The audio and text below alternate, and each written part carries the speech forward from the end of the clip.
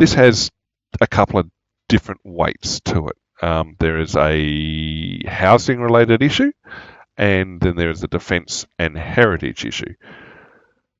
So this morning, this article pops up about a review into defence land holdings that had been done a couple of years ago and is now being publicised by the federal government. And apparently they'd sat on this for a while because it was deemed that it was going to upset a few people or have a bit of an impact. So, yep, they ordered a defence estate a couple of years ago and then sat on the results. And the contentious plans for a major consolidation of the property portfolio and some of the suggestions, I think they're going to attract all sorts of hate. You're going to have people that say we should turn it all into sustainable housing, but you've also then got people saying that it's going to damage, it's going to be unnecessary destruction of heritage. It may be perfectly valid for them to say that a lot of these sites they've identified no longer need to be active defence sites or part of the defence portfolio, but the idea that you're now going to redevelop these sites into housing developments, I think is the wrong thing to do. There is the destruction of heritage is a big thing, and a lot of these sites have a very significant historic significance. So the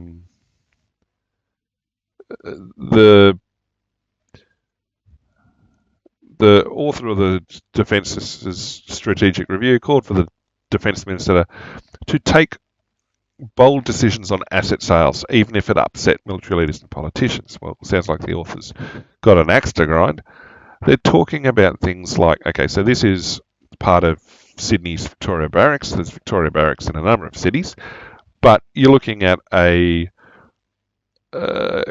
definitely colonial era barracks initially, so built in the 1800s from sandstone or bluestone, depending on where in the country it's built, very much identifiable as military buildings from that era. And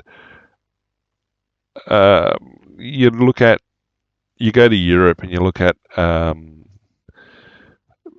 former military buildings or forts or barracks from this sort of time frame, there's relatively few that still exist. A lot have either been de-roofed and returned, and basically a little more than shells. Very few remain active use or have been kept at have been kept from a heritage point of view.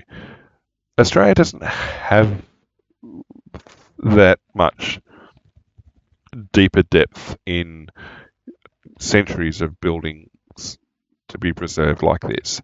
And it's not like there's massive numbers of these sites anyway. I mean, there's basically one, maybe two in each city that's similar to this.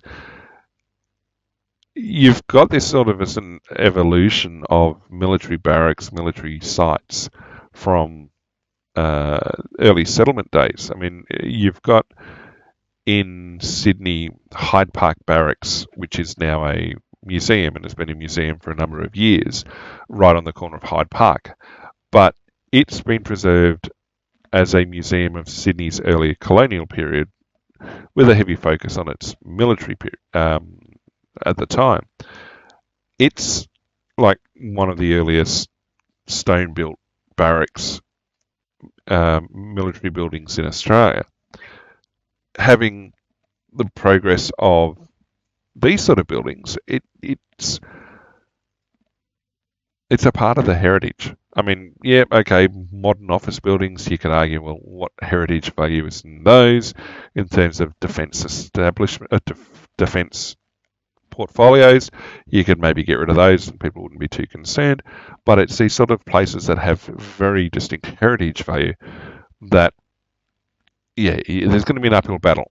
And there's going to be upset, I think, for that reason, in addition to, well, military reasons as well. But the comments that I was reading were people, well, you had some people who were very clearly anti-military and were basically sell off every piece of military asset. We don't care, don't need any of this sort of stuff.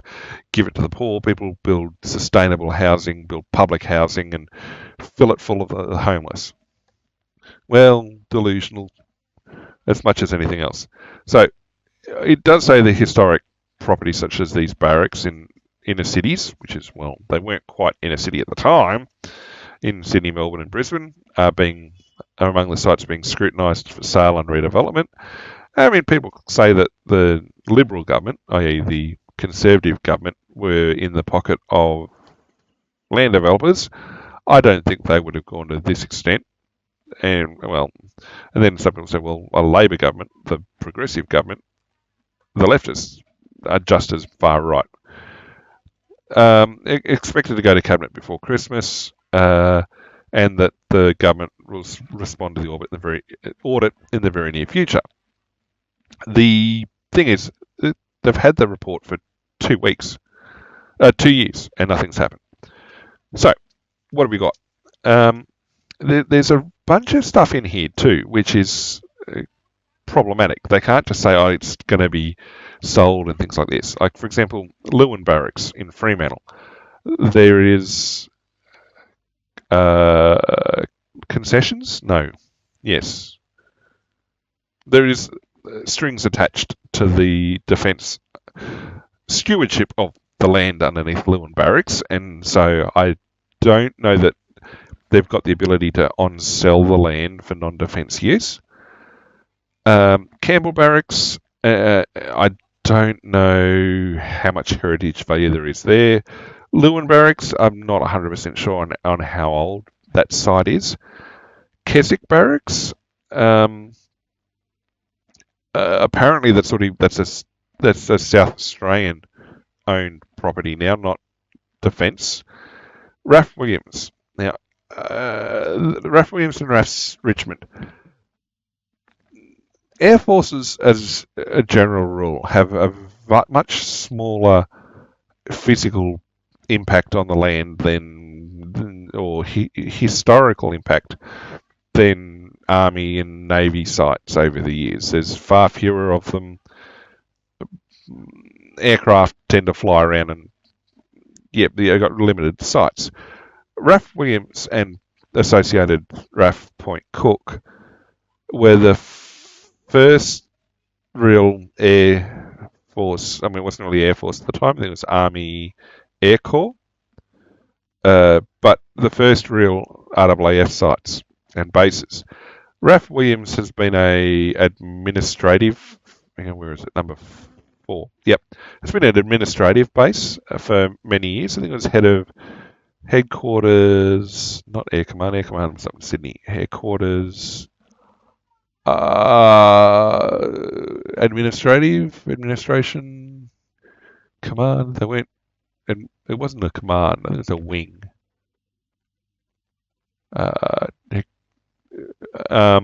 Point Cook was used for officer training, and it used to have, back in the day, Central Flying School, till that got disbanded. So there was, there were, don't know how many are left now, but there were, 10 years ago, there were still pilots walking around in uniform who'd undergone flight training out at Point Cook. The main pilot, the 2FTS now is, 2FTS is over in Perth, but initial flight training as well is done up in Tamworth. But they used to do flight training out of Point Cook. It's now the site of the Air Force Museum, but the rest of the site, I'm not 100% sure what it was, but it still had buildings from the initial phase of development on the site. So from pre-World War II and onwards, which, when you're talking about Air Force sites, particularly in Australia, it's ridiculously well, it's about as far back in terms of heritage as you can go. I mean, there are other sites. There are plenty of bases around air bases, particularly during World War II, that now cease to exist. I mean, there was one out at Dubbo. I don't know whether that was if they flew out of there. I know there were navigation schools at Cootamundra and Sale. The Cootamundra base was completely completely destroyed. There were small ruins left, but basically they completely dismantled the base. Surprisingly, it actually there's a bit of local lore there about actually the site of the current hospital was the site of a training aircraft crash during World War II that the new hospital was built on the site of, or the hospital was built on the site of, and apparently the hospital's haunted as a result. So, interesting ghost lore from, I guess, World War II era and later. The navigation school the main navigation school then stayed at Sale, and I don't know what they call it now, but I don't think there were any buildings left on Sale that were really from that early era of, I guess, site establishment. And so the question is, how do you preserve the heritage of a military force like that? Richmond here in Western Sydney, so out at Penrith. I mean, I'm pretty sure I made the comment in an earlier stream about air bases. I may have made it. I may have been off stream. But air bases in general, military air bases used to be well outside of metropolitan limits, set well away from suburbs and stuff. They're now surrounded. So Williamson Point Cook, up until, well into the 21st century, were way out in cow paddocks.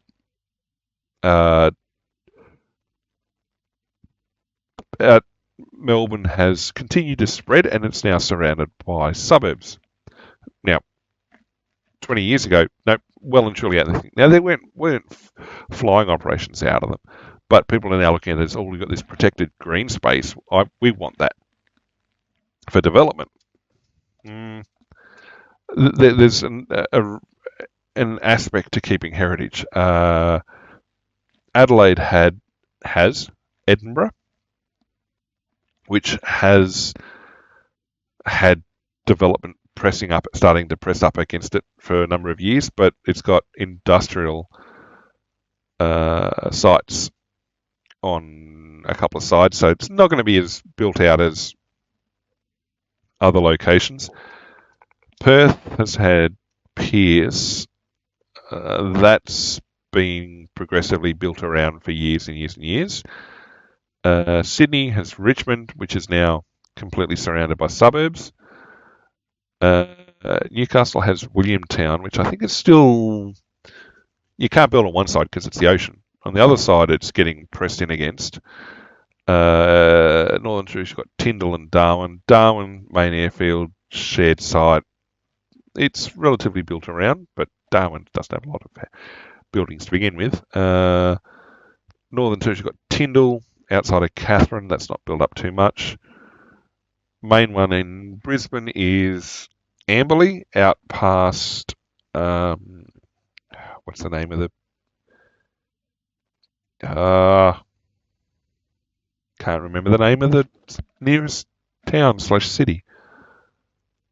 The base is Amberley, but it too is now being pressed up against by development. Now, they moved some of the airlift assets out of Richmond, which is where airlift used to be, moved them up to Amberley because it still had space, and was kind of...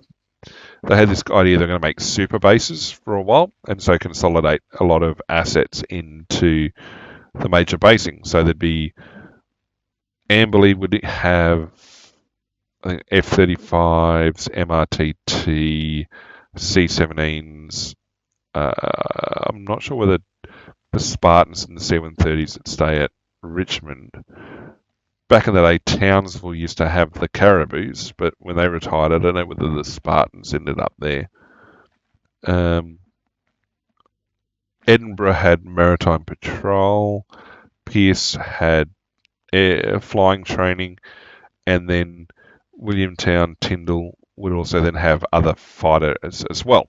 And then you had bare bases and other concepts scattered around. The other issue too is Australia hasn't been very good at preserving its aviation heritage.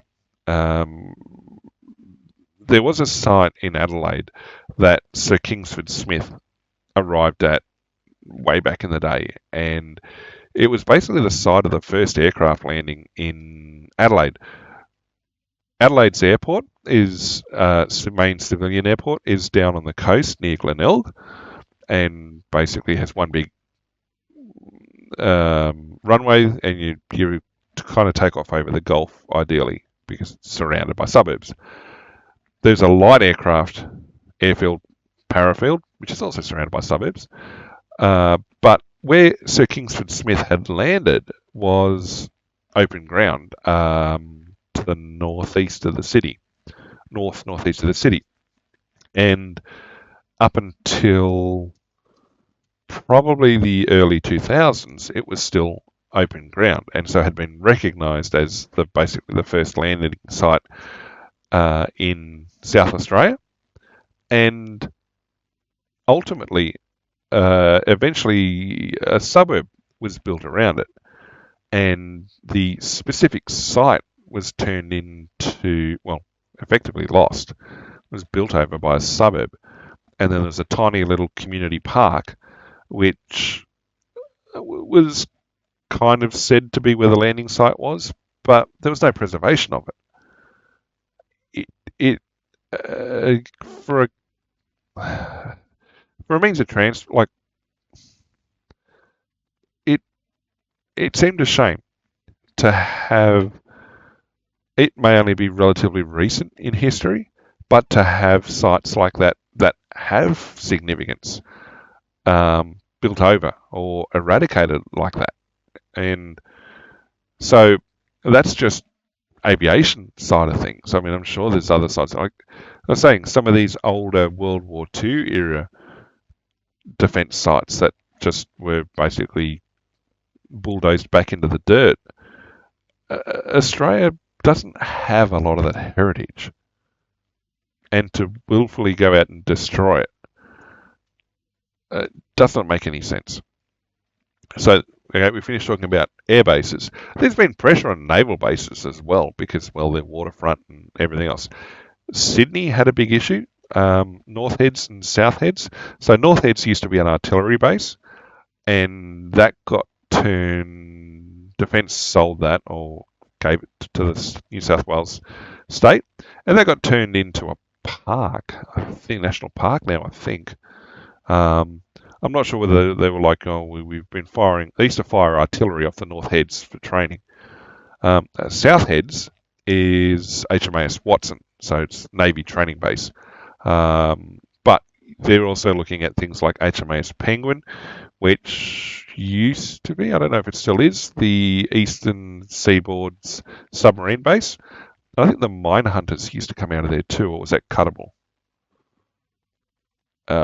There's Navy sites all over Sydney. It's like if you go and take the River Cat from Circular Quay up to Parramatta, you actually go past Navy ordnance stores on the Parramatta River. So where the Navy nominally keep all their missiles and gun shells and things like that. Whereas Air Force used to keep theirs at, well, they've got a variety of sites for storage, but Orchard Hills used to be a big ordnance store for Air Force. And Army just have stuff all over the place. So Orchard Hills is Western Sydney. And then Army's got Holsworthy as well in Sydney. And funnily enough, there's been pressure to build onto Holsworthy as well. But Holsworthy's been sort of protected as near pristine bushland because they've had live firing exercises in it for so many years that there's no guarantee that all the ordnance has been picked up. And so it's protected by virtue of the fact that it's too dangerous, or perceived to be too dangerous, for people to go in and wander around, build on indiscriminately. So, I mean, HMAS Penguin, well, if they get rid of HMAS Penguin, where are they going to base the submarines? And there's certainly a lot of pushback for the idea that they might move them down to Port Kembla, or might even move them up to Newcastle. I don't think there's a site in Newcastle that's currently available. Maybe if BHP move out, but I don't know. Wollongong has the Navy Hydrographic Office, but I don't think they dock their hydrographic fleet down there. So it'll be interesting. And then you've got the Victoria Barracks in Melbourne and Sydney and Brisbane as well. And it's just like, there are a number of properties within Defence Estate that really have their history. They do. History, heritage, look after them as being part of something in the past. Well, that's what history is, but not necessarily focused on the future. It's kind of what preservation is focused on, preserving the past. So it may not meet defence needs. It may be that, yep, these sites, particularly these inner city barracks, are not flexible enough for defence needs. Great, but preserve them. Don't develop over them. Constituents are concerned that South Australia's Woodside Barracks, for example, would be sold and converted into housing, and that it's controversial quite clearly. City of Sydney has embraced the idea of Victoria Barracks in Paddington, so like right in the middle of Sydney, being converted into public green space and housing units. A green space preserved as public, as being public buildings, as in history, as in museums or whatever, not a problem. Keep the space. Preserve this military history. It's like some of the really old jails that Australia had, like, for example, Goulburn Jail, Cooma Jail to an extent. I mean, there's jails in other states as well, but I know of those two that largely preserve the footprint that they had back when they were first built. And there's a heritage value, for example, even there, to preserving that era of justice facilities, of understanding the sort of conditions people were incarcerated in at the time.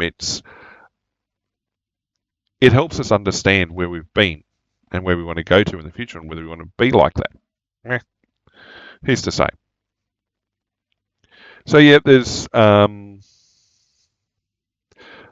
okay, fair enough with it. Properly supports contemporary ADF. There's elements of it, for example, more than 1,000 owned and leased properties. Golf courses, I think a lot of those can probably be subsumed into other things.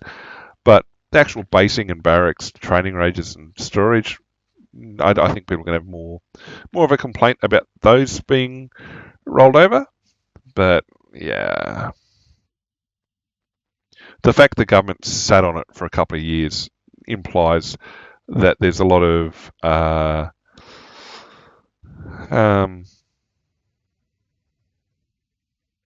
there's going to be a lot of pushback to whatever ideas. And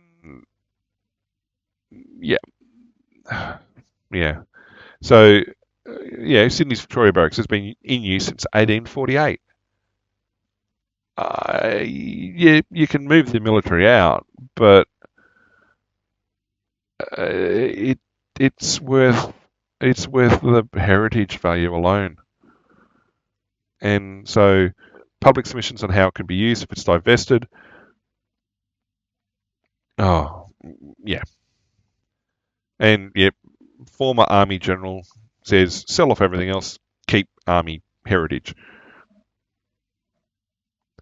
There's Yeah, I mean, Anglesey Barracks in Hobart, in use since 1814. Melbourne Victoria Barracks since 1872. Brisbane's Victoria Barracks, 1864.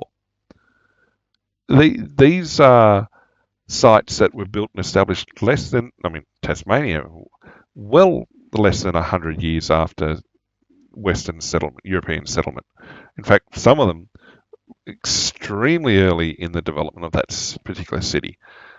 It's important cultural heritage, whether or not you agree to it as continued defence use. It'd be the wrong thing to turn it into housing.